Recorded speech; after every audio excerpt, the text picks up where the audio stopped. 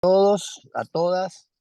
Yo soy Eduardo Amadeo, soy director de la escuela. Les pido disculpas por esta manera extraña de hablar, pero la tormenta acá me tiene parado. Para poder llegar a mi casa en Tigre tengo 1 hora 40, por ejemplo. Entonces estoy parado acá, estoy parado en una vereda, hablando. Muchas gracias por estar. Estamos muy contentos de iniciar otro ciclo que ya es tradicional en la escuela, el ciclo para nuevos legisladores y concejales, que va a dar Héctor Torchi Pérez Burbón, sin duda el mejor especialista que hay en la Argentina en manejos, en temas institucionales de los sistemas legislativos. Torchi, has dado muchas de estas charlas, has ayudado a muchos legisladores y concejales a tener éxito en su función. Este es nuestro objetivo. Son 4 charlas. Les quiero sugerir que estén en las 4 porque cada una de ellas tiene un tema nuevo y mejor, y con esto lo que queremos es que efectivamente tengan éxito. Necesitamos que tengan éxito. Así que, y queremos agregar también y agradecer a la Fundación Adenauer, que nos ayuda cada vez que tenemos estos cursos y muchos otros más. Así que bueno, bienvenidos, Torchi, todo tuyo, y adelante. Muchas gracias. Muchas gracias, Eduardo. En cuanto a que soy el mejor especialista, vamos cabeza a cabeza con Alejandra, ojo, no me acumules todo el mérito a mí. Bueno, tenemos la Esto, ventaja de tener dos buenos entonces. sí, un equipo que venimos trabajando juntos con Fermín Bertón y algún otro desde 1900, ¿qué te importa? Como diría don Ramón, más o menos. Buenísimo. Bueno, adelante, gracias. Bien, buenas tardes a todo el mundo. Gracias por estar acá. Un viernes a esta hora no es necesariamente lo más atractivo, pero bueno, hubo algunos temas que impidieron hacerlo en otro momento y lo alargamos ahora esto. Yo soy abogado, trabajé varios años recibido en la Universidad de Buenos Aires, trabajé varios años en el Congreso Nacional y en la legislatura de la Ciudad de Buenos Aires también. También estuve en el Senado, estuve en el Ejecutivo, estuve en distintos lugares, en la Secretaría de Relaciones Parlamentarias, justamente con Alejandra, en el Ministerio del Interior, en el ANSES, en fin. Mi paso por el sector público ha sido bastante largo, a lo largo de unos cuantos años. Hoy me convocan para que charlemos un poco sobre el tema estrictamente municipal, por lo menos eso es lo que tengo armado, y eh, bueno, voy a compartir pantalla un par de cosas. Salvo que sea algo que no se entiende, entonces, digamos, interrúmpanme y lo aclaro. Pero si no, las preguntas al final, y mejor si la van tirando por escrito a medida que se les va ocurriendo, y Guillermo las compila y lo vamos haciendo sobre el final todas las respuestas que quieran. Largamos nomás entonces, sin más preámbulos.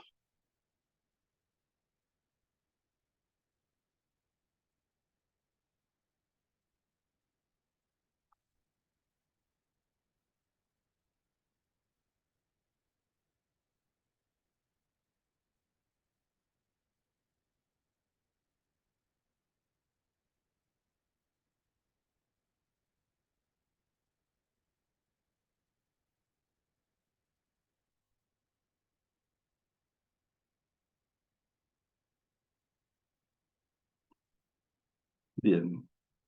Ahí están viendo una pantalla, ¿no es cierto? La portada. Ahí cambió, ¿ven esto? ¿O no funciona Sí, ¿Sí? sí. Bien.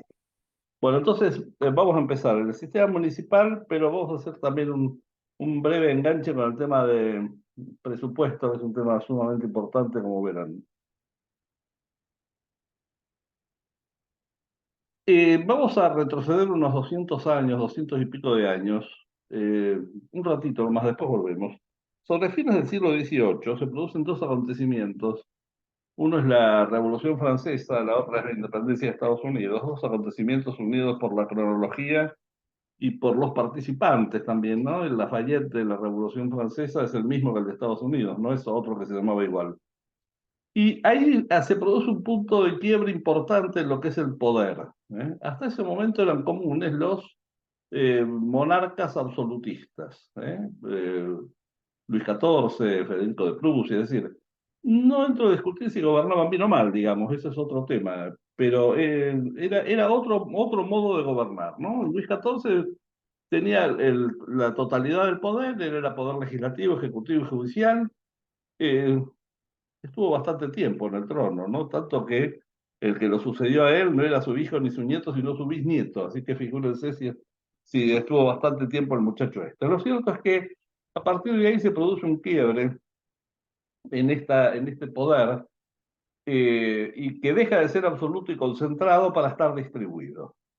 Esa distribución del poder tiene distintas facetas. Por un lado tenemos la participación ciudadana. Esto empezó ahí, por supuesto, tardó bastante en generalizarse, pero ese es un punto de quiebre del que no tuvo marcha atrás, ¿no? La participación ciudadana hoy prácticamente no queda ningún lugar en el mundo donde no haya una mínima participación ciudadana, aunque sea para elegir a los gobernantes o para dictar la Constitución. ¿Mm? Otra manera de distribuir el poder es esta distribución horizontal que surge del esquema tripartito de Montesquieu, de un poder legislativo, un poder ejecutivo, un poder judicial, con funciones y atribuciones que tiene uno y que no las tiene el otro. Es decir, el poder ya no está concentrado. Hay por lo menos tres órganos distintos que cada uno tiene su parte y su cuota de poder. Y la tercera vía, hay más, pero digamos, estas son las tres tal vez más importantes. La tercera vía es lo que tenemos en Argentina, en Venezuela, en Brasil, en Estados Unidos, en Alemania, es decir, en unos cuantos países del mundo, alrededor de 50 creo que son, o 60, que tenemos una distribución vertical del poder, es decir, tenemos los gobiernos distribuidos en distintos estamentos de gobierno. Nosotros tenemos un gobierno federal, un gobierno nacional, tenemos gobiernos provinciales y tenemos gobiernos municipales. Tenemos tres estamentos de poder con distribución de las facultades de gobierno. Lo que puede hacer la provincia no lo puede hacer el municipio, no lo puede hacer la nación. Si yo estoy en la nación no puedo modificar, por ejemplo, el código de procedimiento penal de ninguna provincia, porque eso es resorte penal. Si estoy en la provincia, hay cosas que ya están distribuidas al sistema municipal, en fin, el poder está distribuido. Tenemos entonces, como dije, tres niveles de gobierno: tenemos nación, tenemos provincia y tenemos municipio. ¿Y cómo surge esto? Bueno, desde 1820, la mal llamada anarquía del año 20, que debería llamarse secesión del año 20, porque en realidad lo que pasó fue que las provincias se fueron independizando, pero eso no es anarquía, eso es secesión. A nadie se le ocurriría llamar guerra de anarquía a la que tuvo Estados Unidos a mediados del siglo XIX. Las provincias se fueron independizando y se manejaron en un sistema de confederación con pactos internacionales, del derecho internacional público.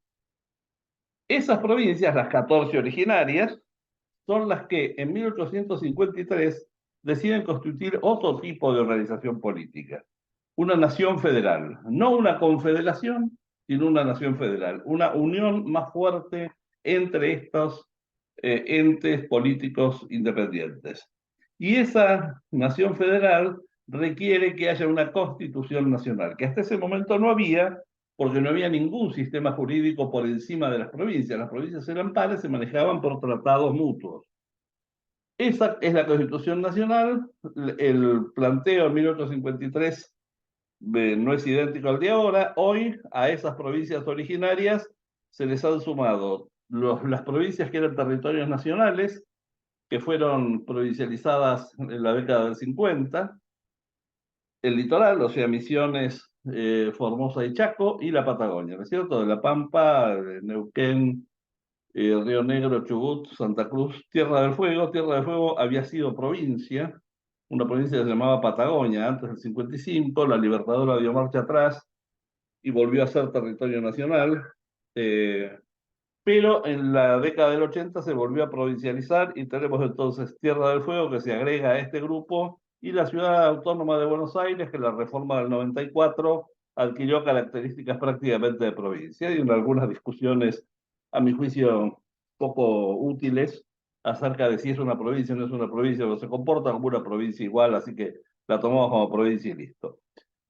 Todo esto, de nuevo, bajo este paraguas general de la Constitución Nacional. ¿Y cómo surge el sistema municipal? Bueno, estas provincias que constituyen la Nación Federal y arman y aprueban la Constitución Nacional, esa Constitución dice que cada provincia, en el artículo quinto, cada provincia dictará para sí una Constitución. De esa manera aparecen las constituciones provinciales.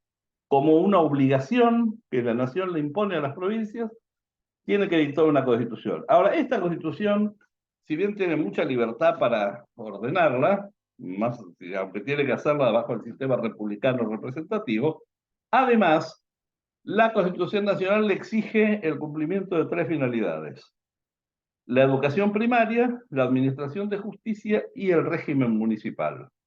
Dice que tiene que tener un régimen municipal. En consecuencia, las distintas provincias van apareciendo en esas constituciones alguna parte, título, capítulo, lo que sea, que señala cuál es el régimen municipal de esa provincia. En general, el gobierno municipal se compone de un consejo deliberante y un departamento ejecutivo, en todos los casos en Argentina. Y en esta charla veremos fundamentalmente lo referido al consejo deliberante. Vamos a preguntarnos entonces qué es lo que se puede o se debe hacer en un consejo deliberante. Pero ampliemos la pregunta y preguntémonos también dónde se puede hacer o se debe hacer eso, por qué, para qué, con quién y cómo. ¿Mm? ¿Qué? ¿Sobre qué temas deben tomarse decisiones? Cuando hablamos de la distribución del poder, dijimos que hay tres niveles. El núcleo originario es la provincia, esto es muy importante tenerlo en cuenta, porque muchas veces se habla de gobiernos subnacionales. No hay gobiernos subnacionales. En todo caso, hay gobiernos supraprovinciales, pero el origen es la provincia, no es la nación. ¿Mm? La provincia se relaciona con la nación, por supuesto, y la provincia se relaciona con sus municipios, por supuesto. La provincia se relaciona entonces con los otros dos niveles.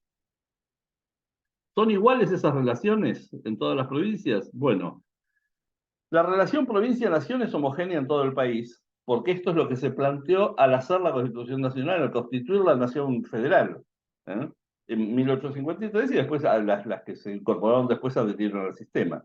Entonces, ahí la relación entre todas las provincias con la nación es igual.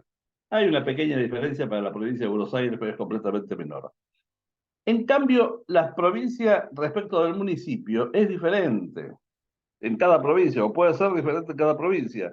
¿Por qué? Porque la Constitución Nacional obliga a establecer un sistema municipal, pero no dice cuál debe ser ese sistema municipal. Hay que tener un sistema municipal, pero no todos lo han hecho igual. Entonces, ¿cuáles son los principios que rigen estas relaciones? Provincia-nación dijimos que es igual, y la clave, digamos, está en el artículo 121 de la Constitución. Las provincias han delegado poderes en la nación, pero dice la Constitución que todo el poder que no haya sido expresamente delegado al gobierno federal sigue perteneciendo a las provincias. Es decir, lo residual es provincial, no nacional. Las provincias delegan poderes y lo que no han delegado sigue siendo de la provincia. Esto, muy lindo en los papeles, y funcionó bien durante unos cuantos años. El problema es que en la modernidad aparecieron algunas cosas. Por lo pronto aparece una cosa que se llama tecnología, que cambia algunas de estas cuestiones. La radio de Carmen de Patagones se escucha en Viedma, y la de Chipoleti se escucha en Neuquén, en la provincia de Frente. Entonces, acá tenemos algunas cosas que tenemos que ver cómo las manejamos. Toda la provincia, pero las provincias ya están entrelazadas de otra manera. Y también hay otra cuestión que tiene que ver con esto, que es algunos conceptos nuevos que han aparecido, muy particularmente el tema de ambiente. ¿Por qué? Porque si los mendocinos contaminan el río Atuel, los pampeanos se enojan y terminan pagando el pato también los de Bahía Blanca, allá en la punta de la provincia de Buenos Aires. Entonces, esto ha producido y ha provocado que aparezcan muchos consejos federales. sin dejar de lado el principio este, que los poderes siguen siendo de las provincias, manejémoslos de un modo armónico. ¿Por qué? Porque si Santa Fe tiene una ley de pesca que se da de patadas con la de Entre Ríos, los pescados no van a decir, ah, no, yo soy de Santa Fe, soy de Entre Ríos.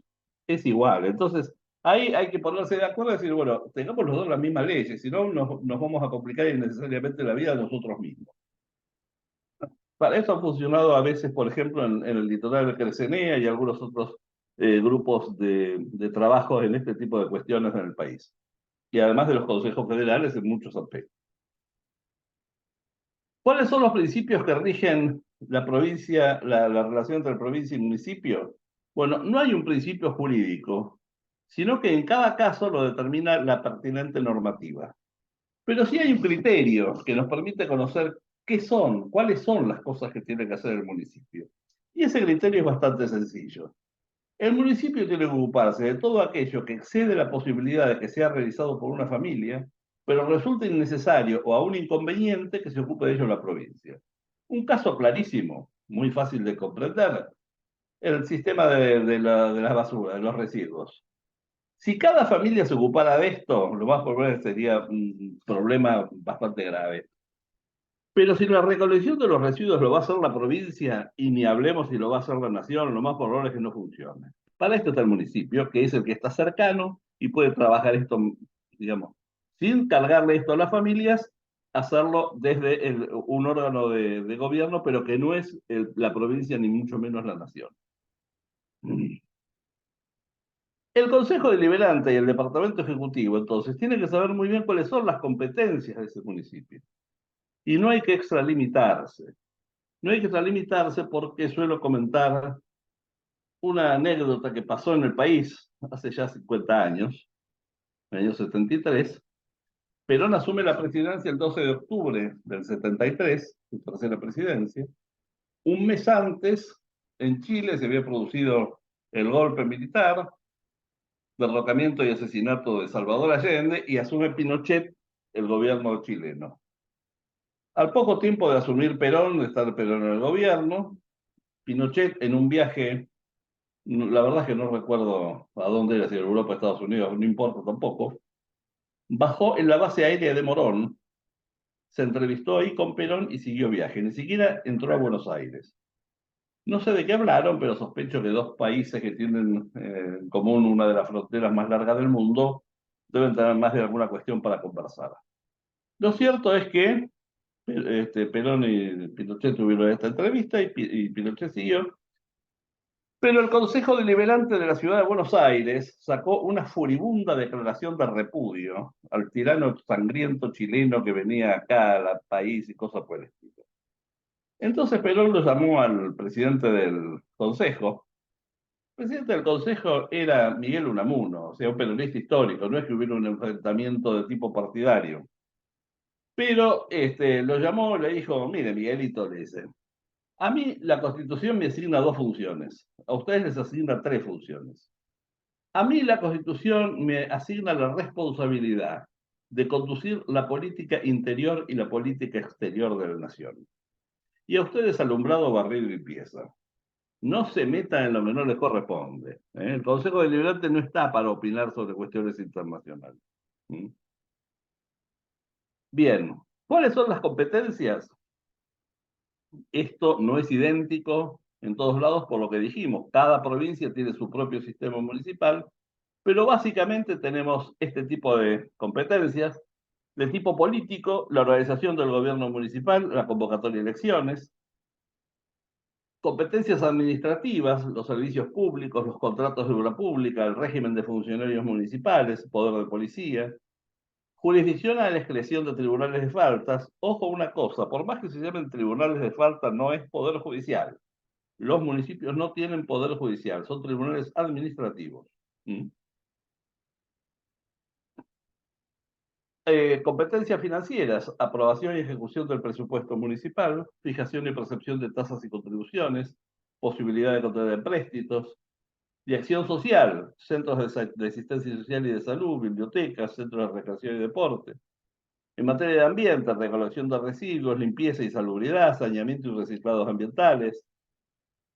Ordenamiento y circulación vehicular, la dirección de circulación, estacionamiento, restricciones al tránsito, ordenamiento del transporte público, conservación de calles y caminos municipales, urbanísticos, el ornato urbano, planeamiento urbano, habilitaciones, uso del espacio público permanente y eventual, alumbrado, mantenimiento de plazas, parques y paseos.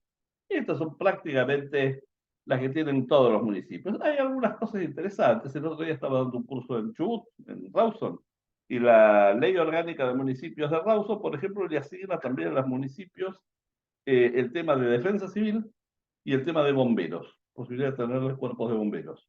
No es común, no lo encontré en otra ley orgánica municipal de otras provincias, pero es interesante también. Bueno, pero estas son más o menos las competencias habituales que tienen los municipios en el país. ¿Qué? ¿Dónde? ¿Cuál es el territorio donde se puede aplicar eso? Esto es muy importante tenerlo en cuenta. Y ahora vamos a ver por qué. En general, los autores asignan al municipio cuatro elementos constitutivos. Un gobierno, una administración, una sociedad, gente, y un espacio, un territorio, un espacio físico. Por eso es que muchos autores prefieren hablar de estados locales más que de municipios. ¿Por qué? Porque a veces municipios se utiliza para determinada categoría municipal y hay otros que no son municipios, sino que son comisiones de fomento, cosas por el estilo. Hablemos de estados locales. En el país hay alrededor de 2.200 municipios o estados locales, lo que implica un promedio del orden de 95 municipios por provincia. Pero esa distribución, si bien ese es el promedio, la distribución no es para nada homogénea, la distribución es muy heterogénea. Fíjense, esto es lo que tiene cada provincia. Fíjense, la provincia de Buenos Aires tiene 135 municipios, Chubut tiene 45, Córdoba tiene 428, Entre Ríos 253, Mendoza tiene 18. Fíjense que Mendoza y Entre Ríos son dos provincias que en población y en superficie andan más o menos parecidos. Sin embargo, Mendoza tiene 18 municipios y Entre Ríos tiene 253. San Juan tiene 19 y Santa Fe tiene 363 municipios. ¿Por qué? Porque el sistema que se ha elegido es diferente en cada caso. Los distintos sistemas municipales son los que hacen que el territorio esté dividido de distinta manera en una provincia y en otra manera, y en otra provincia. ¿Cuáles son las principales teorías en esto? Hay varias, pero podremos estar en las dos puntas y una más o menos intermedia que no lo vemos. La teoría del municipio partido, o municipio departamento, si prefieren, que es lo que tiene la provincia de Buenos Aires. La provincia de Buenos Aires tiene 135 partidos, cada partido es un municipio. Entonces, digamos, la superficie que suman todos los municipios es igual a la superficie de la provincia. No hay territorio en la provincia que no pertenezca a algún municipio. El municipio termina donde empieza el de al lado. Este sistema es el que tenemos en la provincia de Buenos Aires. Cada partido o departamento constituye un municipio. La ciudad principal suele ser la sede del gobierno municipal. En los otros pueblos o las otras ciudades que pueda haber ahí es el intendente el que designa delegados. Y esto entonces hace que esos municipios tengan territorio urbano, suburbano y rural. Este sistema lo tiene Buenos Aires, La Rioja, Mendoza y San Juan. No hay territorio que no sea municipal. En la otra punta, ahí está el mapa, fíjense, cada sector de esos que están ahí marcados es un municipio de la provincia. En la otra punta tenemos la teoría del municipio-ciudad. El núcleo urbano es un municipio. El municipio alcanza territorialmente en general es hasta donde llegan los servicios públicos. Esto hace que haya territorio que no es de ningún municipio. Los municipios quedan como islas dentro del territorio provincial. Esto tiene algunas ventajas, pero también tiene sus desventajas. Es decir, es más manejable para el municipio tener un territorio más acotado, pero el pobre fulano que vive entre dos municipios los temas los tiene que arreglar en el gobierno provincial, que a veces le queda medio lejos. Los municipios de estas características son solamente urbanos o eventualmente algo también suburbano, pero no tienen territorio rural. Este sistema lo tiene Córdoba, Santa Cruz y Tierra del Fuego. Ahí está Córdoba, ahí tienen, está dividido en departamentos, pero en cada departamento hay muchos municipios, en total 428 en la provincia. Y hay una teoría intermedia, digamos, que es la que tiene Chubut, por ejemplo, Neuquén también, algunas otras provincias, que es la teoría del municipio-distrito. En cada departamento hay más de un municipio y el municipio se instala en la ciudad predominante, pero otras localidades más o menos importantes también son municipios, y esto hace que se maneje mejor esta interacción entre los espacios urbanos y los espacios rurales. Catamarca tiene este sistema, Chubut también, Neuquén también. Ahí están los 15 partidos, creo, departamentos, digamos, de la provincia de Chubut, con sus 47 municipios. En definitiva, el sistema municipal que se adopte será el que determinará la extensión territorial de ese gobierno local. ¿Y por qué digo que es muy importante conocer esto? Porque cuando ustedes tienen que tomar alguna decisión en el municipio, tienen que saber bien cuál es el territorio donde se va a aplicar. Porque una cosa es hacer, por ejemplo, una ordenanza para la instalación de puestos de diarios en un municipio cordobés, donde es todo urbano y nada más que urbano. Y otra cosa es hacer eso, si ustedes son concejales en Mar del Plata, porque eso se va a aplicar en Mar del Plata, en la ciudad de Mar del Plata. También se va a aplicar en Batán, también se va a aplicar en Boquerón, también se va a aplicar en Sierra de los Padres. Y además, eso también se va a aplicar en el puesto de venta de diarios que está en la estación de servicio de la ruta, que es territorio también municipal. Entonces ahí muchas veces hay que saber cómo manejar esto porque el lugar donde se va a aplicar no es homogéneo. Entonces hay que ser cuidadoso con esto, no meter la pata pensando que es solamente urbano, porque esto en lo rural también va a tener que funcionar. ¿Por qué? ¿Qué es lo que sustenta esta facultad de decisión del gobierno municipal y particularmente del Consejo Deliberante? Ustedes pueden agarrar cualquier libro que hable de parlamentarios y cosas por el estilo, y se van a encontrar con que habitualmente se le asignan a los cuerpos parlamentarios tres funciones: legislar, controlar y representar. Esto lo van a encontrar en un montón de manuales sobre esta cuestión. En lo personal, yo creo, no estoy de acuerdo con esto, porque representar para mí no es una función. Representar es el sustento de todas las funciones. El cuerpo parlamentario puede legislar y puede controlar porque representa, porque es representativo, pero representar no es una función. ¿eh? El mandatario no tiene como función ser mandatario. El mandatario tiene como función hacer lo que su mandante le pide o le indica. Entonces, el cuerpo legislativo es el representante y es el representante, valga la redundancia, más representativo que tiene el gobierno. Es siempre el Consejo Deliberante, es más representativo que el Ejecutivo. Siempre pasa eso. ¿Por qué? Miren, en Argentina hubo 3 elecciones en que el presidente tuvo un apoyo de votos fenomenal.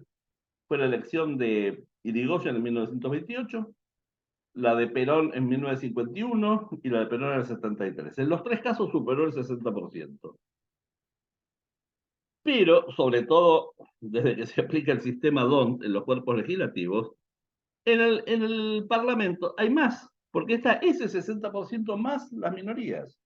Entonces, los cuerpos legislativos suelen tener una representación del orden del 85 o a veces más hasta el 90% de la totalidad de lo que es el cuerpo, del cuerpo electoral, digamos. El Congreso, la legislatura, el Consejo siempre es más representativo que el correspondiente ejecutivo del lugar. Ahora, ¿cómo es esa representación? Porque acá también a veces tenemos algunas distorsiones. Hay algunos que piensan que cada concejal representa al pueblo. No es así. No es que cada concejal lo represente. Mi representante, no tenés un representante. ¿El cuerpo representa a cada ciudadano? Tampoco es así. No es que cada ciudadano está representado por todo el cuerpo legislativo. Cada concejal representa a un sector y entre todos representan a todos. Tampoco, eso sería una asamblea de delegados. La representación de un cuerpo parlamentario no es lo mismo. Estamos hablando de un consejo deliberante y, por ejemplo, la Cámara de Diputados de la Nación. El Senado Nacional es diferente y después vamos a ver, o no, porque nos escapaba mucho del tema. El Senado sí tiene otro tipo de representación. ¿Cómo es entonces la representación en un cuerpo legislativo de esta naturaleza? El concejal integra un cuerpo que en su conjunto representa al conjunto de la sociedad. El concejal integra el cuerpo que en su conjunto representa al conjunto de la sociedad. Esto no es nuevo, les aclaro. Los diputados de las Provincias Unidas son diputados de la Nación en general, sin perder por esto la denominación del pueblo a que deben su nombramiento, no pudiendo de ningún modo obrar en comisión. ¿Saben de cuándo es esto? De la Asamblea del año 13. Hace 210 años y todavía hay algunos que no se enteraron. Y esto es lo mismo que traía el proyecto de constitución de Alberdi. La Cámara de Diputados representa a la nación en globo y sus miembros son elegidos por el pueblo de las provincias que se considera a este fin como distritos electorales de un solo estado. Cada diputado representa a la nación, no al pueblo que lo elige. Esto es lo que decía Alberdi en el proyecto de constitución. Quedó un poco recortado en el texto final de la constitución, porque quedó ahí que se considera a este fin como distritos electorales de un solo estado, ahí se cortó. En la última oración no está. Pero ese es el concepto. Entonces, uno a cada rato ve por televisión algún diputado y dice, no, no, yo soy diputado por Catamarca, tengo que defender los intereses de Catamarca. No es así, no es así. El senador sí tiene esa función, vos no tenés que defender los intereses de Catamarca. Vos desde la óptica de tu catamarqueñismo, tenés que ver para todo el país cuál es la mejor solución sobre este tema, pensando en la nación en globo, no en defender los intereses de tu sector. Y esto es lo que también tiene que pensar el concejal. Su función no es defender los intereses de un sector en particular, sino procurar acuerdos en busca del bien común. Esto es central. ¿Para qué? ¿Cuál es la finalidad que se busca al tomar decisiones? Bueno, sale un poco de lo que vimos recién. Hay que tener en cuenta que el gobierno en general y el concejal en particular deben analizar qué es lo más conveniente para el conjunto de la ciudadanía. El problema, ahora, no es que el gobierno tiene que hacer lo que el pueblo quiere. ¿Qué les parece a ustedes? Seguramente me van a decir que sí, pero ¿saben una cosa? El pueblo no quiere todo lo mismo. Como dice un catedrático fenomenal de la Universidad Complutense de Madrid, Alfonso Fernández Miranda Campo Amor, nadie está de acuerdo con nadie en todo, y nadie está de acuerdo con todos en nada. Los intereses de la sociedad no son homogéneos. No solo son diferentes, sino que muchas veces son encontrados. Los profesores quieren exámenes difíciles, los alumnos quieren exámenes fáciles. El que compra quiere cobrar mucho, perdón, el que compra quiere pagar poco, el que vende quiere cobrar mucho. ¿Mm? Los empleadores quieren sueldos bajos, los empleados quieren sueldos altos. Siempre hay intereses encontrados. Nadie está de acuerdo con nadie en todo. Ni siquiera los hermanos mellizos están de acuerdo en todo, absolutamente en todo. Las famosas grietas que tenemos en el país, ¿no es cierto? Por ejemplo, pasta frola de batata o de membrillo, estas cosas importantes. Mate dulce o mate amargo, o vamos con flor o sin flor. Siempre hay diferencias. Entonces, lo que tiene que hacer el gobierno es buscar cuál es la solución global, teniendo claro que es imposible lograr una ley que satisfaga a todos los integrantes de la sociedad. Si nosotros elimináramos la inseguridad en Argentina, termináramos con la inseguridad, ¿van a estar todos contentos? No, los ladrones no van a estar contentos. Está bien, son los ladrones, macanudos, pero forman parte de la sociedad, nos guste o no nos guste. No es que yo defienda a los ladrones, lo que digo es que no hay nada que satisfaga a todos por igual. Entonces, hay que buscar una solución que optimice los beneficios y minimice los perjuicios. Por ese motivo, una etapa importante en la génesis de elaboración de una ley, el código de ordenanza, lo que sea, es el análisis global del problema y buscar la solución globalmente más conveniente. Por eso es que yo suelo decir que no hay que hacer caso de la demanda social. Hay que saltar por encima de la demanda social y ver cuál es la necesidad social. ¿Por qué?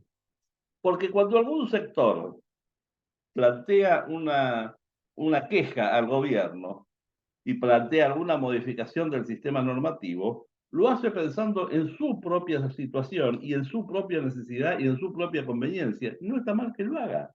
Lo que está mal es creer que eso es todo lo que hay que hacer y que hay que hacerle caso a eso.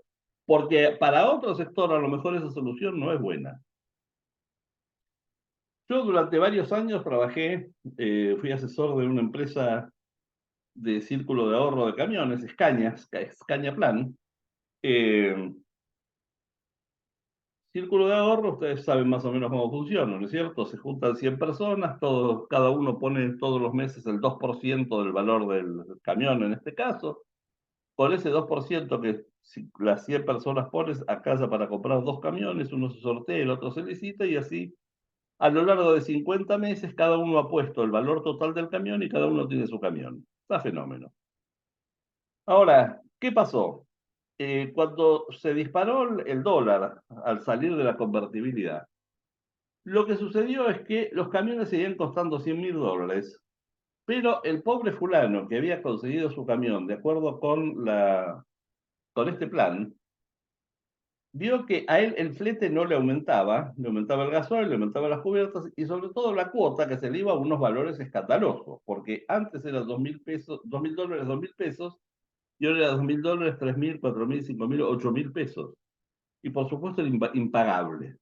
Entonces, ¿qué pasó? La Inspección General de Justicia, que es la que maneja a través del Departamento Federal de Ahorro este tipo de organizaciones, de organismos, estableció que las empresas estas del círculo de ahorro tenían que mantener la cuota a valores de diciembre de 2001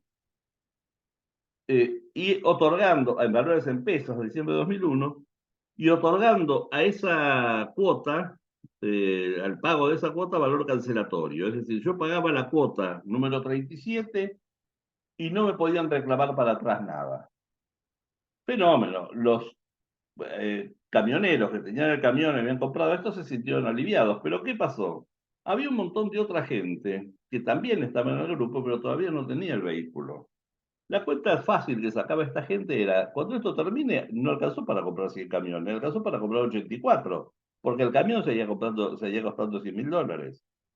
Y si hay 84 y yo estoy entre los 16 que no tienen nada, perdí todo. Lo único que fui fue por registro y no tengo más nada, absolutamente nada. ¿Se dan cuenta entonces? Era bueno la solución para un sector de ese mismo grupo, para otro sector era espantosamente perjudicial. Se avivaron 6 meses después, retrocedieron, dijeron todo volver para atrás hasta diciembre de 2001 de nuevo, y jugar con otra variable que era el tiempo. Se mantenía la cuota en el valor en pesos de 2001, pero se dilataba en el tiempo y entonces yo ya no debía 22 cuotas, sino que a lo mejor debía 27 o 32 o lo que sea. La demanda social estaba correctamente planteada. Lo que estaba mal era hacer caso de la demanda social sin ver cuál era la necesidad social total. De la misma manera que el que va al médico, digamos, lo que corresponde es ir al médico y decirle, mire, doctor, me duele acá, no puedo dormir bien, me canso mucho, lo que sea, y el médico lo revisará y le dirá, bueno, usted tiene que tomar esto. Si el paciente va directamente diciéndole, vengo para que me recete sulfapirina 400, y el médico se lo hace, está mal.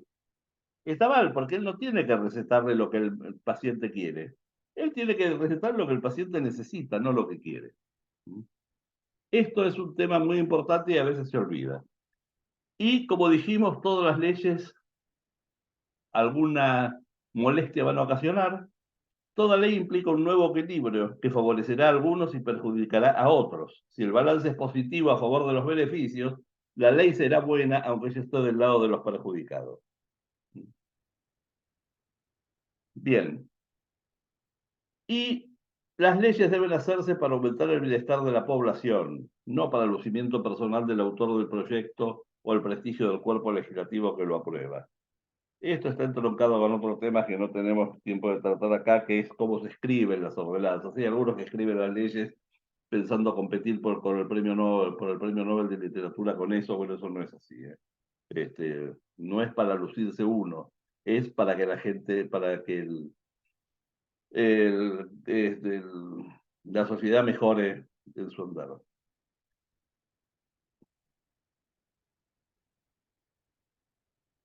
¿Qué?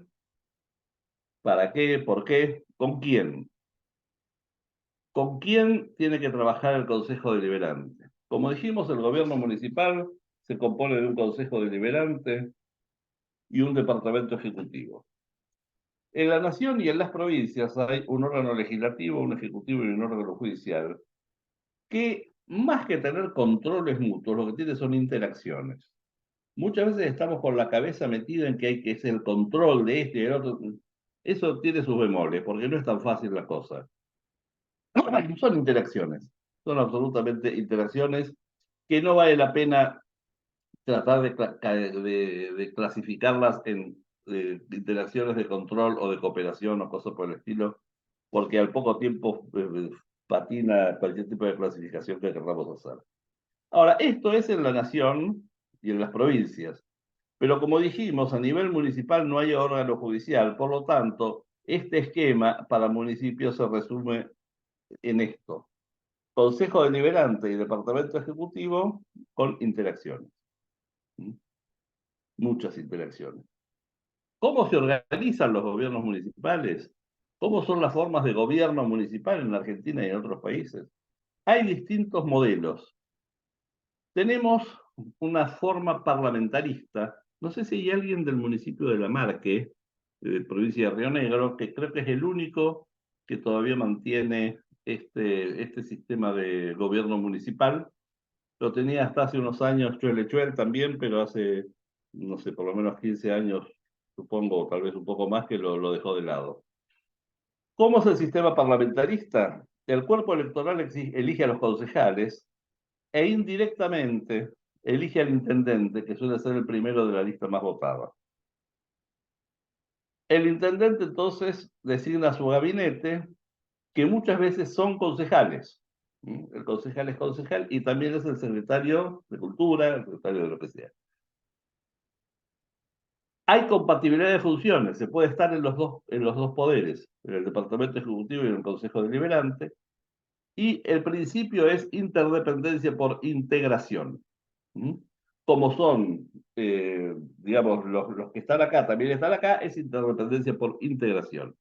Este esquema de gobierno es lo que tienen los países parlamentaristas, como Inglaterra, cosas por el estilo.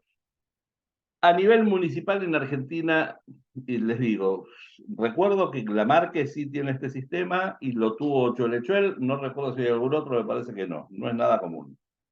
Otro modo de manejar el municipio es un sistema que es muy utilizado en Estados Unidos, que es el sistema de municipio gerente. Los votantes eligen al Consejo Deliberante y el Consejo Deliberante contrata a un gerente, que es el encargado de la administración. Si acá se ve claramente, está separado de lo que es el gobierno de lo que es la administración. El gerente municipal entonces nombra a sus colaboradores y lo que hace el Consejo Deliberante es controlar. Las funciones son incompatibles, no puede ser ningún concejal secretario de esa gerencia municipal. En Estados Unidos hay muchos municipios que lo utilizan, pero en todos lados se sabe que no es recomendable para ciudades grandes. ¿Mm? Y además no forma parte de nuestra idiosincrasia. En Estados Unidos es más común porque ellos tienen bastante metido en la cabeza estas cuestiones privadas o público-privadas o cosas por el estilo, hasta en las cárceles, por ejemplo, ¿no es cierto? Pero bueno, se los comento para que sepan que existe. En Argentina no tenemos ninguno así. Y sí, el que es más común es la forma presidencialista, que es la que estamos acostumbrados. El cuerpo electoral elige al intendente y a los concejales. Aunque vayan en lista una, son dos elecciones diferentes. El intendente es una cosa, los concejales son otra cosa diferente. El intendente designa su gabinete sin intervención del Consejo Deliberante, o a veces simplemente dándole acuerdo, depende del lugar. Pero hay incompatibilidad de funciones. No se puede estar en los dos lados. Se está en el Consejo o se está en el Ejecutivo local. ¿Mm? Y el principio es interdependencia por coordinación. Esto es lo que tiene descrito Lowenstein, un célebre alemán constitucionalista, teoría de la Constitución, es un libro espectacular, hace 100 años más o menos. No, 100 años no, pero 70 o 80 ya lo tiene bien desarrollado. Interdependencia por coordinación. Esto es lo que vamos a tener que ver un poquito ahora. Ahora, ojo una cosa, interdependencia no es independencia. No es independencia. Los poderes no son independientes. Los poderes no son independientes. Tanto nos meten en la cabeza la independencia de poderes, que terminamos creyéndolo, y no es así. Si yo tengo una empresa con una gerencia de ventas, una gerencia de compras y una gerencia de producción, aunque ningún gerente dependa de otro, no puedo decir que son independientes. ¿Por qué? Porque solamente la empresa va a funcionar si compra lo que necesita producción para producir las cosas que ventas va a vender. Si compra lo que quiere, producción fabrica lo que se le antoje y ventas vende lo que se le dé la gana, la empresa se va a fundir. No son independientes, son interdependientes. Y en los distintos órganos de gobierno pasa lo mismo, son interdependientes. No es que uno dependa del otro, pero tampoco son independientes. ¿Mm? ¿Cuáles son esas interacciones entre el Consejo Deliberante y el Departamento Ejecutivo? Hay unas cuantas, hay unas cuantas. Pero recuerden siempre, todo esto es porque existe algo que abarca las dos cosas, que es el gobierno municipal. Ese gobierno municipal tiene dos patas, digamos, el Consejo Deliberante y el Departamento Ejecutivo. Algunos puntos de contacto referidos a la sanción de normas, iniciativa legislativa. El intendente suele tener iniciativa legislativa, es decir, puede presentar proyectos de ordenanza. Esto es en todos los niveles de gobierno. También es en el nivel provincial y también es en el nivel nacional. El presidente puede presentar proyectos de ley en estos dos casos. Y esto, que a mucha gente le parece medio, no digo turbio, pero más o menos, es lo que pasa en cualquier parte del mundo. ¿Ustedes saben cuántos proyectos puede presentar un diputado en el Congreso español, por ejemplo? ¿Cuántos proyectos de ley puede presentar? Ninguno. ¿Mm? El único que presenta proyectos de ley es el Ejecutivo, que entran directamente para su tratamiento y análisis. Si un diputado quiere presentar algo, presenta algo que se llama proposición de ley. Y para que sea aceptado, tiene que ser aprobado digamos, acompañado por un número razonable de diputados. Acá estamos muy convencidos de que la función del concejal, del diputado, es presentar proyectos y eso no es así. El que presenta proyectos es el Ejecutivo porque es el que necesita modificar la normativa para desarrollar su plan de gobierno. Y el plan de gobierno lo tiene el Ejecutivo, no tiene por qué tenerlo el cuerpo legislativo. El cuerpo legislativo lo que tiene que hacer es controlarlo y fijarse si esto va bien o va mal o qué corrección le hacemos a este proyecto. En la otra punta de la iniciativa legislativa tenemos la posibilidad de veto. ¿Eh? La ordenanza, la ley, es un producto digamos, político de los dos poderes, del legislativo y del ejecutivo. Entonces, vetar no es un abuso de poder. Vetar es decir, no estoy de acuerdo. De la misma manera que en las legislaturas bicamerales, por ejemplo, o en el Congreso Nacional, algo le puede gustar mucho a la Cámara de Diputados, pero el Senado no está de acuerdo y lo rechaza. Y tiene todo el derecho de hacerlo, tienen que estar de acuerdo. Y en esto lo mismo, el legislativo y el ejecutivo tienen que estar de acuerdo. Si el ejecutivo no está de acuerdo, tiene la posibilidad de vetar ese proyecto, pero si aparece una cosa, como dijimos, como el cuerpo legislativo es más representativo que el ejecutivo, con una mayoría especial, el cuerpo legislativo puede dejar sin efecto ese veto del Poder Ejecutivo y no te gusta, pero te lo aguantas igual. ¿Mm? Esto es lo que se llama insistencia del Consejo Deliberante o de la legislatura en su caso. Es habitual que funcionarios del Ejecutivo puedan participar en los debates. Esto es habitual mmm, formalmente en todos los cuerpos legislativos del país que yo conozco. También en el Congreso Nacional. La Constitución expresamente dice que los ministros pueden concurrir a las sesiones del Congreso y tomar parte de sus debates, pero no votar. No pueden votar, pero pueden concurrir y tomar parte de los debates, tomar parte de los debates. Fíjense que en realidad el ministro tiene más facultades de discusión que cualquier legislador, porque el legislador no puede discutir las cosas en la otra cámara. El diputado no puede ir a discutir al Senado, ni el senador puede ir a discutir a la Cámara de Diputados. El ministro sí puede discutir en las dos. No puede votar, pero puede discutir los temas en las dos. Y si uno ve los diarios de sesiones de principios del siglo XX, fines del siglo XIX, se va a dar cuenta que los proyectos importantes del Ejecutivo los defendía el ministro del ramo. Di Tomaso era el ministro que defendía los proyectos del Ejecutivo de su tema. Joaquín B. González, lo mismo. El general Riccieri con la ley de organización militar. Era el ministro que defendía el proyecto.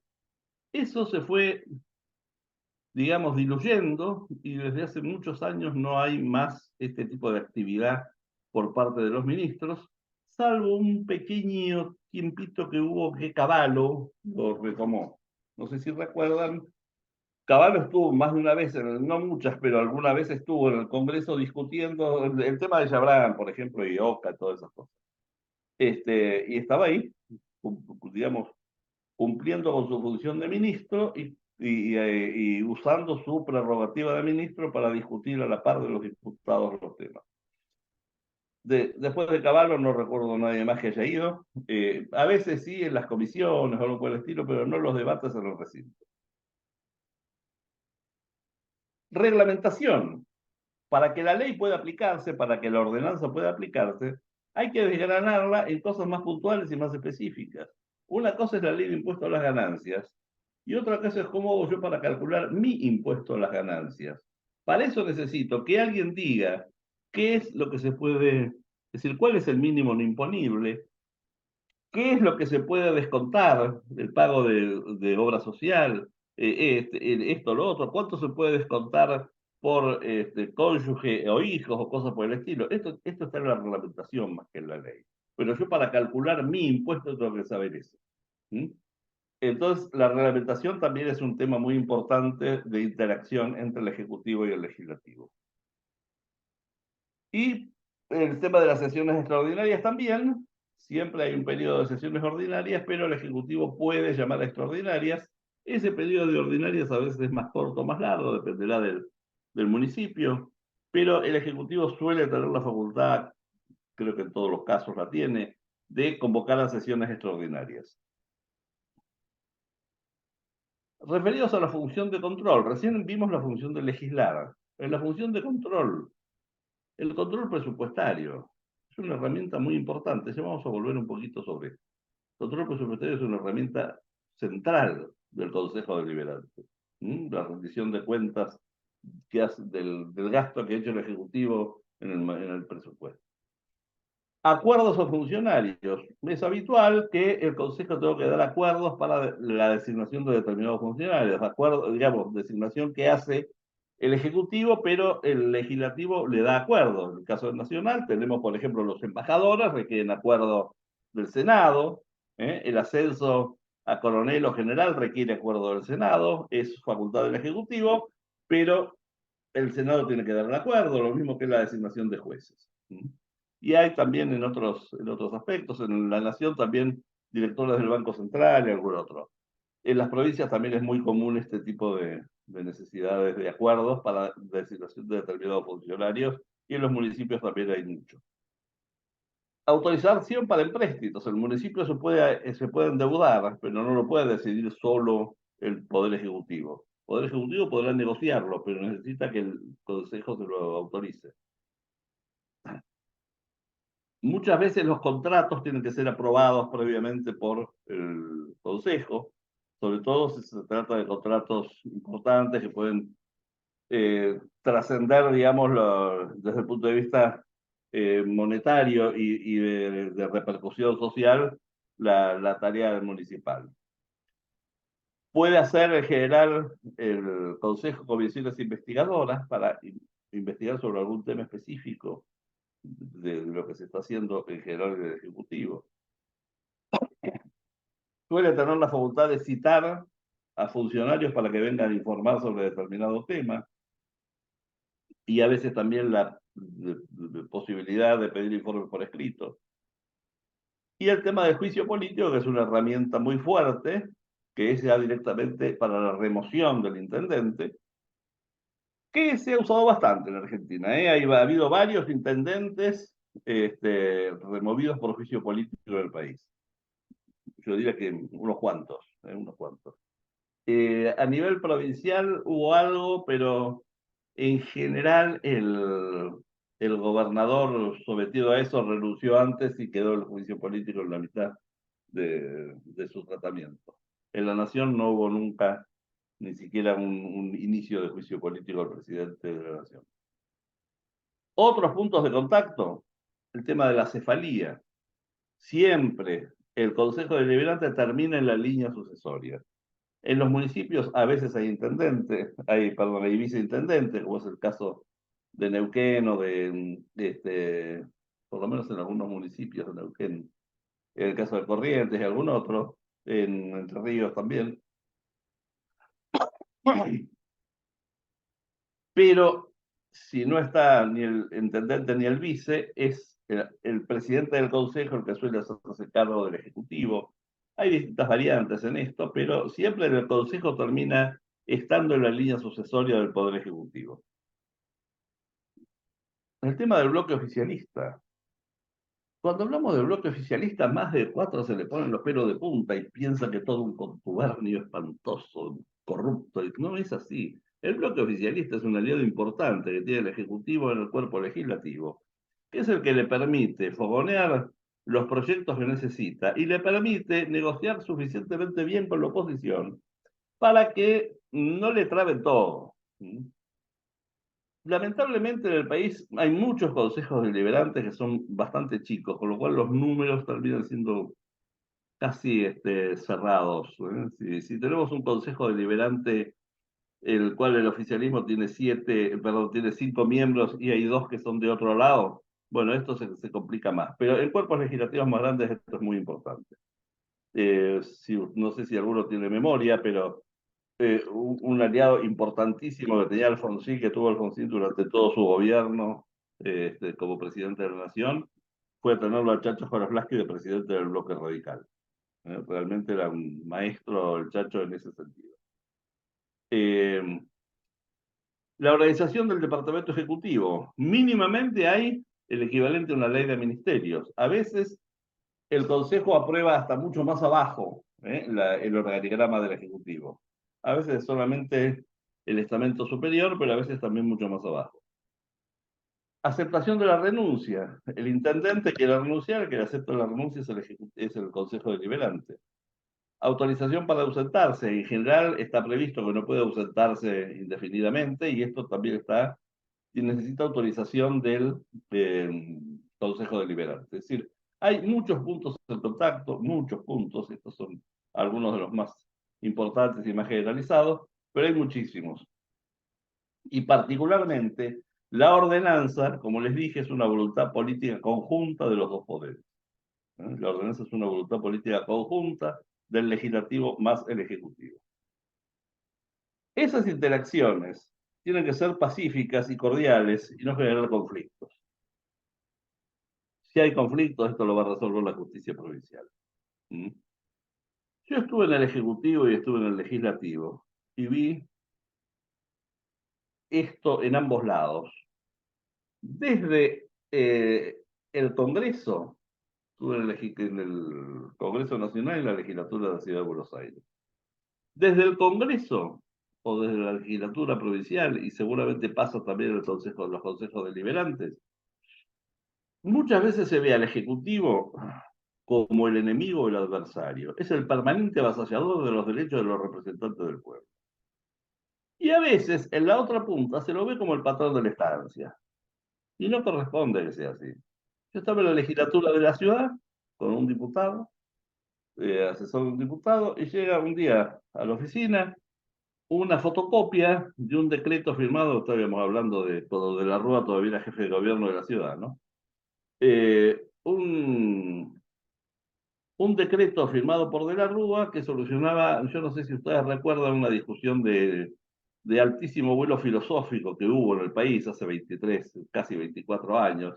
Había toda una gran discusión a ver si había que poner del 2000 o del 2000, ¿no? Cuando estábamos en el 99 todavía. Bueno, De la Rúa sacó un decreto que había que poner de 2000. Llega a la oficina, eso, mandado por la Secretaría Parlamentaria de la Legislatura. Lo voy a ver al secretario parlamentario. Le digo, sí, ¿y esto por qué? Y sí, lo hay que poner así. Ahí está el decreto. Le digo, el decreto es para el Ejecutivo. El jefe de gobierno acá no tiene nada que opinar. Acá lo decide la Cámara esto, lo decide la legislatura. No tiene por qué el Ejecutivo estar interviniendo en ese tipo de cuestiones.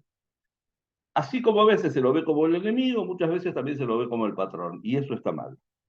Desde el otro lado, la cosa es más o menos parecida. Yo estuve alguna vez en el ANSES, estuve algunos años en el ANSES, donde fui subgerente de personal y después gerente de administración de beneficios del personal. Y en alguna reunión de gerentes, hablando de no me acuerdo qué proyecto que teníamos, uno que dice, pero ¿por qué pasa? Que si no, después vienen los políticos y cambian todo. Y digo, los políticos, como vos le decís, están para eso, muchachos. Los planes no son solamente del Ejecutivo. El Legislativo está justamente para controlar ese tipo de cuestiones. Es decir, así como a veces desde el Legislativo se lo ve como el enemigo, desde el Ejecutivo se ve al Consejo Deliberante, a la Legislatura, al Congreso, como esa máquina de impedir las brillantes decisiones que nosotros tomamos. Y no corresponde que sea así. Y, consecuentemente con eso, a veces se pretende que el legislativo sea simplemente una mera instancia de trámite, una escribanía. Hace bastante, todavía gobierno de Cristina, una vez había habido eh, una situación bastante complicada, creo que 2 o 3 veces sucedió. No se aprobaba el presupuesto porque la oposición quería algunas modificaciones y el oficialismo no daba el brazo a torcer y no se aprobaba el presupuesto. Y yo escuché a un presidente de bloque oficialista decirle, no, estamos en un sistema presidencialista, el Congreso no puede cambiar los números que puso el Ejecutivo. No, pará. El Congreso está para cambiar los números que puso el Ejecutivo si no le gustan, no es así. ¿Mm? Es decir, esto también es algo que hay que entender. No es el enemigo, ni es el patrón, ni hay que hacerle caso en todas las cosas que se le ocurre a uno y en el otro, etc. La relación tiene que ser respetuosa y equilibrada. ¿Cómo? ¿Cómo se hace eso? Bueno, como dijimos, la función de legislar se manifiesta en el análisis y la aprobación de ordenanzas. ¿Cómo se escribe una ordenanza? Es muy fácil. Escribir una ordenanza es tan fácil como hacer un asado o manejada. El problema es cómo se escribe bien una ordenanza, que es tan difícil como manejar bien o hacer bien un asado. Y esto es lo que muchas veces no se tiene en cuenta. Escribir una ordenanza es fácil, escribirla bien no es tan fácil. Y esto es una cosa que ustedes como concejales sí deben cuidar. ¿Por qué? Porque si ustedes no lo escriben bien, lo que ustedes querían que se produjera no se va a producir, porque la gente lo va a entender para otro lado. ¿Mm? ¿Cómo hacemos para lograr una ordenanza de calidad?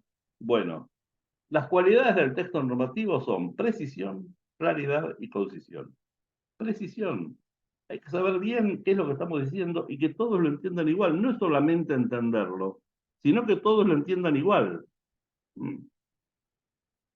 Si yo les digo a ustedes, por ejemplo, eh, el policía vio al ladrón cuando salía del edificio, esto lo entienden todos. Lo que pasa es que uno va a entender que el que salía del edificio era el ladrón, otro va a entender que el que salía del edificio era el policía, y otro va a entender que el que salía del edificio era yo. El policía vio al ladrón cuando yo salía del edificio.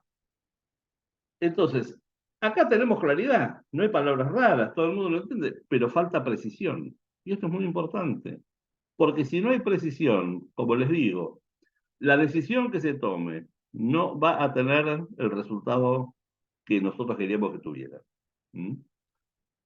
Y además, precisión, entonces, claridad, para que la gente lo entienda, no escribir en difícil, ¿eh? Eh, como les dije hace un rato, no escriban como para competir por el premio Nobel.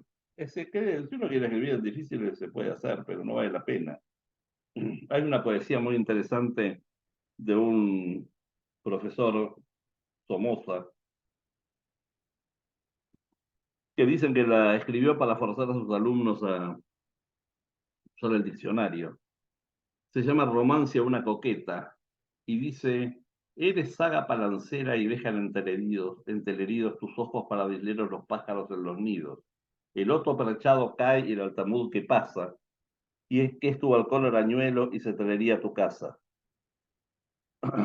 Termina el poema muy largo, termina diciendo: pero anáglifo tu pecho de algún recoquín será, y amante del paletó que la pancarpia ganará. No sabemos si la niña cayó rendida a los pies del poeta con este verso. Yo sospecho que no, porque no se entiende ni medio. ¿Eh?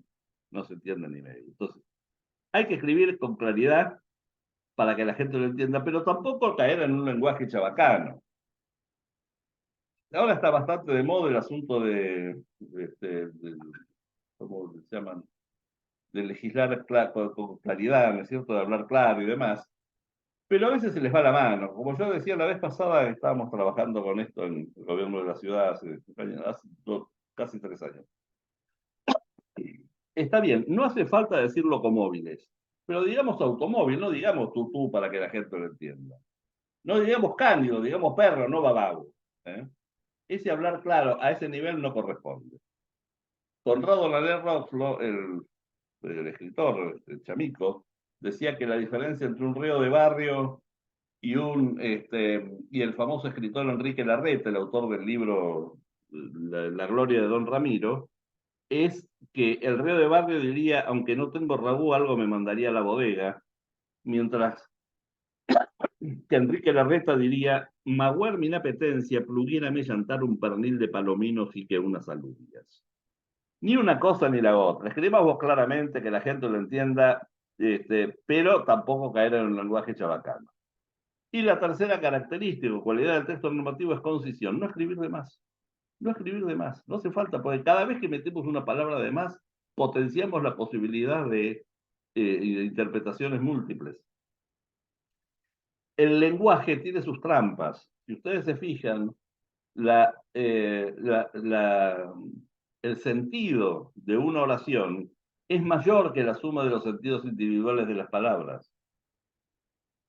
Si yo digo veo todo lo que como y cambio de lugar la primera y la última palabra y digo como todo lo que veo, no estoy diciendo lo mismo. Y sin embargo son las mismas 5 palabras en el mismo sentido en una frase y en la otra.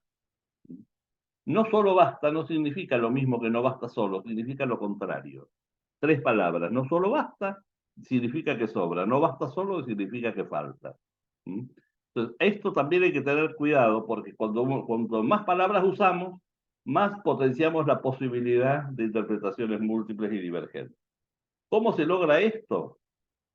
Bueno, cumpliendo con las reglas del buen arte en técnica legislativa, o sea, cumpliendo con las reglas correspondientes en materia de estructura del dispositivo normativo, cómo coloco las distintas normas en una ley, cuáles van primero, cuáles van después, cómo las separo en títulos, capítulos, etcétera, cómo pongo los epígrafes, o sea, el nombre de cada artículo, el nombre de cada capítulo, etcétera. Todas estas son cuestiones que tienen que ver con la estructura del dispositivo normativo. Redacción normativa, hay que escribirlo en castellano, y esta va a ser el texto de la ley. Lógica de los sistemas normativos, que no hagamos que una norma dice una cosa y hay otra que dice lo contrario, como pasó, por ejemplo, en el Código Civil argentino, en un caso especial, que hay 2 artículos, que uno dice que el contrato se extingue y otro artículo dice que el contrato se termina. Perdón, que el contrato continúa. Y dinámica de la ley y de la legislación es el cuarto pilar, digamos, de técnica legislativa, que es qué recaudos debo tomar yo para, cuando hago una ordenanza, cómo la voy a incorporar al sistema jurídico general. Voy a tener que recortar cosas que ya estaban ahí para que la pieza del rompecabezas quepa claramente en ese huequito que le estoy dejando. Por favor, no hagan esto. A partir de la publicación de la presente, la calle Antonio Machado recuerda al poeta español Antonio Machado, 1875-1939. Ustedes no saben lo que fue esta ley en la ciudad de Buenos Aires. Es un antes y un después. partió la historia de la ciudadanía porteña. Yo antes no me animaba a ir por esa calle, no sabía este, a quién estaría homenajeando. Ahora sé que es Antonio Machado, el poeta, ¿no es cierto? El de las canciones de Serrat. Caminante no hay camino, se hace camino al andar.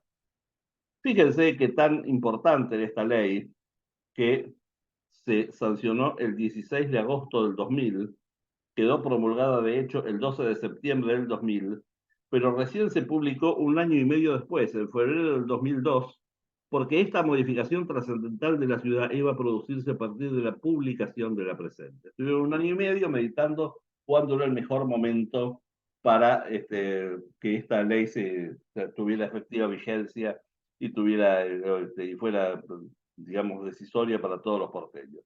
¿A quién le importa esto? ¿A quién le interesa saber por qué la calle donde vive se llama como se llama? Si yo vivo en la calle San Martín, 25 de mayo, esas cosas ya sé qué es, pero yo viví años en la calle Freire y Zavala. Freire sabía que era un general chileno del ejército de San Martín, y Zavala no tenía la menor idea de quién era. Y yo igual vivía feliz y jugábamos al fútbol en la calle Zavala, me daba lo mismo, no me importa. Después me enteré que era el fundador de Montevideo. ¿Mm? A nadie le interesa, entonces, ¿para qué hacemos estas leyes? Las leyes tienen que ser para hacerle mejor la vida a la gente, no para que yo satisfaga mi ego diciendo este tipo de cuestiones. Bien, ya vamos a ir terminando porque se nos acerca la hora. Sí, les quería dejar tres comentarios finales. Uno, que les adelanté hace un ratito, hay una decisión de muy, muy gran importancia en el Consejo Deliberante. Cuando hablamos de competencias financieras, dijimos que es la aprobación y ejecución del presupuesto municipal. Es una de las funciones que tiene el municipio y particularmente en nuestro caso el Consejo. La aprobación y el control de la ejecución del presupuesto municipal es una tarea central del cuerpo legislativo. Para que tengan una idea, la legislatura del estado de Texas en Estados Unidos sesiona 3 meses cada 2 años, porque lo que hacen es aprobar el presupuesto bianual. Durante esos 2 años, entre sesión y sesión, las oficinas técnicas de la legislatura lo van controlando y aprovechan ese espacio para hacer algunas modificaciones legislativas que hace falta. Todo lo central es el presupuesto, la aprobación del presupuesto. Porque el presupuesto no es un simple conjunto de planillas con números, como muchas veces se cree. El presupuesto es fundamentalmente un plan de gobierno valorizado. Entonces, detrás del presupuesto hay una decisión política central. El presupuesto es el que determina el plan de acción que se llevará a cabo ese año. ¿Mm? El presupuesto es una decisión económica, pero mucho más es una decisión política. Si decidimos, supónganse, estamos en una provincia, en la nación, lo que sea, si decidimos asfaltar o pavimentar una ruta que pasa por determinado pueblo y ahora es de tierra, eso va a costar plata, ahí va a haber que ver de dónde sale la plata, porque ahí la empresa que lo haga va a querer cobrar, todo esto bacanudo, pero fundamentalmente tenemos que ver que si yo pavimento esa ruta, a la gente de ese pueblo le cambio la vida. ¿Por qué? Porque va a estar más cerca para comunicarse con los demás. Los jóvenes que viven en ese pueblo van a tener más cerca la universidad o el centro de estudios al que quieran ir. A los productores de ahí les va a costar menos sacar su mercadería al mercado y les va a costar menos incorporar los insumos que necesiten. Es decir, toda una cuestión política detrás de eso. Entonces, esto es muy importante. Además de los números, la decisión política. Y en esto tienen que verse dos cosas.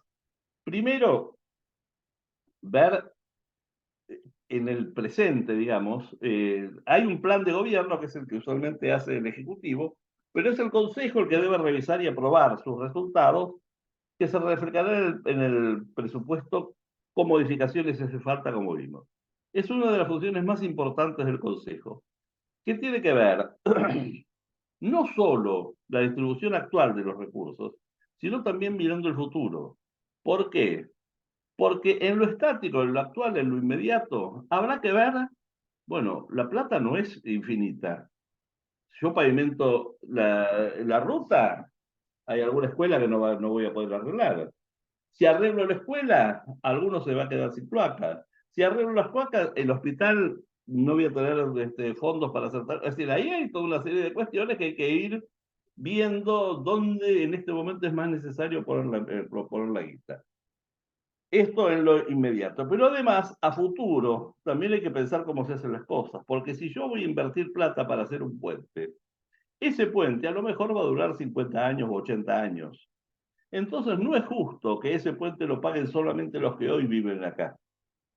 Entonces lo razonable, si yo quiero hacer un puente, es pedir un préstamo a 50 años y que ese puente lo se pague durante 50 años y que lo paguen los que hoy lo van a usar y los que lo van a usar dentro de 10, 15 años, 20 también, y los de dentro de 40 años o 50 también.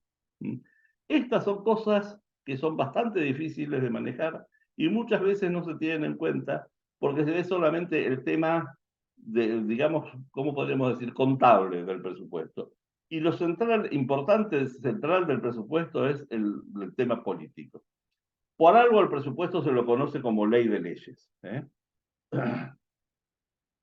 Ahora, una vez que hacemos el presupuesto, hay otra cuestión que también es responsabilidad del Consejo, y que es el control de lo que se está haciendo con esa plata. Porque no es cuestión de decirle al Ejecutivo, toma, acá tenés plata para hacer todo esto y después nada más. No, no. Y después decime qué hiciste con la guita. La rendición de cuentas del Ejecutivo es muy importante y la aprobación por parte del Legislativo es muy importante. Lamentablemente eso en Argentina nunca ha tenido buena, por lo menos a nivel nacional, nunca ha tenido buena, ¿cómo podríamos decir? Un buen desarrollo. Y de hecho, no sé cuánto será hoy, pero debe haber un montón de presupuestos o rendiciones de cuentas que todavía no han sido aprobadas desde hace varios años. La cuenta de inversión entonces es lo que el Consejo tiene que aprobar de lo que gasta el Ejecutivo y en general se suele hacerse o debería hacerse en forma periódica, es decir, no esperar todo el año y ahora decime, sino que cada 2 meses, cada un mes, cada 3 meses, lo que sea, me lo mandás. Alguna vez me tocó dar una charla con dos funcionarias de legislaturas norteamericanas, una era la directora de presupuesto de la Cámara de Diputados de la legislatura de Minnesota y otra era la de Puerto Rico, y la de Minnesota nos contaba que a ellos el Ejecutivo le tenía que mandar los datos de cómo se iba gastando, y sobre sobre eso ellos estimaban, perdón, ellos sobre eso hacían las correcciones correspondientes. Y si el Ejecutivo no lo mandaba, ellos lo estimaban y hacían las correcciones sobre lo que ellos habían estimado, por lo cual nunca el Ejecutivo se hacía el sonso de no mandar la información, porque le iba a ir mucho peor. Acá no tenemos esa costumbre, acá el presupuesto es casi una especie ¿cómo podríamos decir? No sé, ni sé, de costumbre, por llamarlo de alguna manera, de que hay que hacerlo, y si está, está, y si no está, no importa. En Estados Unidos una vez estuve estaba en la legislatura del estado de California, en la ciudad de Sacramento. California es uno de los estados más ricos, seguramente el estado más rico de Estados Unidos, ¿no? La gente estaba bastante preocupada porque ya estaba bien avanzado el mes de julio y no se había aprobado el presupuesto. Eso es el presupuesto del 1 de julio al 30 de junio. No se había aprobado el presupuesto, con lo cual nadie había cobrado su sueldo. Ni el mismísimo Arnold Schwarzenegger, que era el gobernador, había cobrado su sueldo. Acá eso no ocurre. Acá, si no tenemos presupuesto, si lo atamos con alambre, seguimos con el anterior y listo. Y eso no es una buena costumbre. Se cambió un poco durante la administración de Cavallo, ahí empezó a ser más firme el tema de que se aprobaba año a año, pero después de nuevo se fue degradando un poco. ¿Cuál es el control que se hace respecto del presupuesto? Básicamente dos cosas. Primero, que se haya hecho lo que tenía que hacerse, que esto es lo que se llama habitualmente control de gestión. Y además, que se haya hecho cumpliendo con la normativa pertinente, que esto es lo que se llama control de auditoría. En el orden nacional, de las dos cosas se ocupa la Auditoría General de la Nación. Este esquema prácticamente se repite en las provincias y más o menos también en algunos municipios. El control de la cuenta de inversión, entonces, es tan importante como la aprobación del presupuesto. vamos a ir terminando. Una crítica habitual e infundada, porque estas se las van a hacer si ustedes son concejales, que se aprueban pocas leyes por año, pocas ordenanzas. Ustedes no trabajan este año y sacaron nada más que 22 ordenanzas, y el año pasado habían sacado 35. Bueno, yo no les voy a dar mi opinión sobre esto, sino simplemente les voy a pasar la opinión de algunas personas de distintas épocas y de distintos lugares del mundo. La más cercana es la de Paul Rehnquist, un funcionario del Congreso de Estados Unidos, de la Biblioteca del Congreso, de la Oficina de Investigaciones, que es un centro técnico fenomenal, 850 empleados más o menos. En el año 90, un Congreso de Modernización Parlamentaria en el Congreso Nacional, en la Cámara de Diputados de la Nación. Esta persona vino y dijo lo siguiente: la rapidez no es un atributo esencial de una legislatura y en la mayoría de los casos acelerar el proceso legislativo no es un propósito deseable. Desarrollar la política pública toma tiempo, mismo en esta era de comunicaciones casi instantáneas. Se debe consultar con los varios sectores de la sociedad que van a ser afectados por una determinada ley importante para determinar sus opiniones. Se debe consultar asimismo la opinión de los funcionarios ejecutivos que se van a encargar de la ejecución de la nueva política. Los peritos, eruditos, especialistas técnicos, todos tienen un interés comprensible en aportar a la política definitiva que promulgue la legislatura. Se deben movilizar las facciones legislativas dentro de los partidos y a través de las líneas partidarias en apoyo de la propuesta. La acción rápida puede ser acción irreflexiva. Esto dice un funcionario del Congreso de Estados Unidos, fines del siglo XX. Nos vamos a la punta anterior del siglo XX. En 1908 vamos a encontrar a Alejandro Carbó, que fue diputado nacional por Entre Ríos, fue presidente de la Cámara y fue el compañero de fórmula de Lisandro de la Torre en las elecciones de 1916, que ganó Irigoyen. Alejandro Carbó dijo lo siguiente: las cámaras no son simples mecanismos de hacer leyes y tienen por sobre todas sus funciones la función política. No son simples mecanismos de hacer leyes. Más atrás todavía, 300 años más atrás, nos encontramos con un inglés, Matthew Hale, abogado, juez y parlamentario, que dijo lo siguiente: es una razón para mí preferir una ley por la que el reino ha sido felizmente gobernado durante 400 o 500 años que aventurar la felicidad y la paz de un reino con alguna teoría inventada por mí. Y si seguimos yendo para atrás y nos vamos al siglo I de la era cristiana, nos vamos a encontrar con Publio Cornelio Tácito, cónsul, senador, historiador y gobernador del Imperio Romano, que con esa fantástica capacidad que tenían los romanos de meter en frases chiquitas conceptos enormes, dijo simplemente: cuanto más corrupto es el Estado, más leyes tiene. Así que no se desespere por las estadísticas de si sacaron pocas leyes o muchas leyes, porque a lo mejor sacar muchas leyes no es un buen índice. ¿Mm? Una última acotación para ustedes que van a ser concejales o concejales.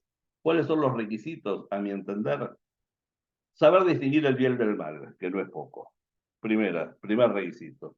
Segundo, saber distinguir lo importante de lo accesorio. Y tercero, tener una decidida voluntad y una firme vocación por ponerse de acuerdo con los demás. Estos son requisitos que ineludiblemente tiene que tener el legislador. Lo demás se puede comprar hecho afuera. Para eso hay asesores, para eso hay centros de investigación, para eso hay universidades, para eso hay un montón de cosas. Esto lo tiene que tener él. Saber distinguir el bien del mal, saber distinguir lo importante de lo accesorio y tener una casi desesperada vocación, diría yo, por ponerse de acuerdo con los demás. Para lo cual tiene que saber distinguir lo importante de lo accesorio, porque como decía Perón, hay que ceder la mitad y quedarse con la mitad más importante. Esto es bastante fácil. ¿Mm? Un diputado que está tan firmemente convencido de sus principios y sus teorías que lo único que quiere es que los demás le den la razón, podrá ser un extraordinario pensador, podrá ser un magnífico profesor universitario, podrá ser un excelente profesional, podrá ser un maravilloso líder de multitudes, pero jamás será un buen diputado. Esto lo tengo escrito en un libro que se llama Para entender al Congreso desde hace unos 20 años más o menos. Bueno, jóvenes y jóvenes, ahí tienen mi mail, pueden consultarme lo que quieran. Y si hay alguna pregunta, no sé, Guillermo, si tenés gente que te ha ido haciendo preguntas o si no, algún comentario, voy a dejar de compartir. Cualquier cosa les piden. Solamente leo acá en el chat, Antonio de Paraná preguntó, digamos, el presidente actual, una vez que finalice el mandato, ¿Se le puede iniciar juicio por incumplimiento de sus funciones durante su mandato, digamos, una vez que terminó? En la Nación eso no está previsto. En algunas provincias sí está previsto. Yo no sé si es en Tierra del Fuego. En Tierra del Fuego está previsto lo que teníamos en la época de los virreyes, que se llamaba el juicio de residencia. ¿Mm? El funcionario de la corona española en América, cuando terminaba su mandato, tenía un plazo, un par de años, donde se iba a investigar todo lo que había hecho y eventualmente sancionarlo si había metido la pata. Nosotros acá no tenemos eso, y lo que sí se podría, de lo que sí podría no escaparse el presidente como ningún otro funcionario, es de alguna acción penal si hubiera algún tipo de delito. Pero ser un mal gobernador o ser un mal presidente no está previsto en Argentina que se pueda ser castigado. El castigo es no volver a votarlo, o en todo caso, si es muy malo, echarlo por un juicio político, pero no hay un juicio posterior a su mandato que se pueda llevar a cabo en materia de, digamos, eficacia o eficiencia en su gobierno. Sí, reitero, si hubiera algún delito, eso por supuesto que sí. No sé si quedó claro el que Antonio era el que preguntaba. Sí. Bien. Así que no, Torchi, no veo preguntas, hay algún que otro Bueno, comentario, pero te la única agradecemos. pregunta es como Carlitos Balá, ¿no? Mamá, ¿cuándo nos vamos? Ya está, listo. Así que sí, te agradecemos, Torchi. Bueno, Eh, espero que les haya servido. Es muy comprimido el tiempo para decir sobre todas estas cosas. Se podría hablar muchísimo más, pero no es cuestión de estar aburriendo a la gente tampoco. Así que les agradezco la audiencia, y cualquier cosa me pueden consultar. Estos días he estado recibiendo cientos de consultas, porque en esta época de recambios es cuando se dan todas estas cuestiones que comentaba hace un rato, ¿no es cierto? Un consejo deliberante que quiere prorrogar hasta diciembre, pero después va a cambiar. Un diputado, no me acuerdo de qué provincia era, del noroeste, del nordeste, que es funcionario de, no sé, no estoy seguro, creo que de Yacyretá o alguna cosa así, que no quiere asumir como diputado porque tiene el otro cargo, pero tampoco quiere renunciar. ¿Qué es lo que se puede hacer? Bueno, de estas cosas todos los días aparece algo nuevo. Es un tema inagotable de sorpresas. Les agradezco mucho entonces y nos veremos en otro momento. Muchas gracias. gracias, Torchi. Nos vemos la próxima. Les llegará el mail para invitarlos a la segunda charla de este ciclo. Así que gracias, nos vemos. Hasta luego, gracias.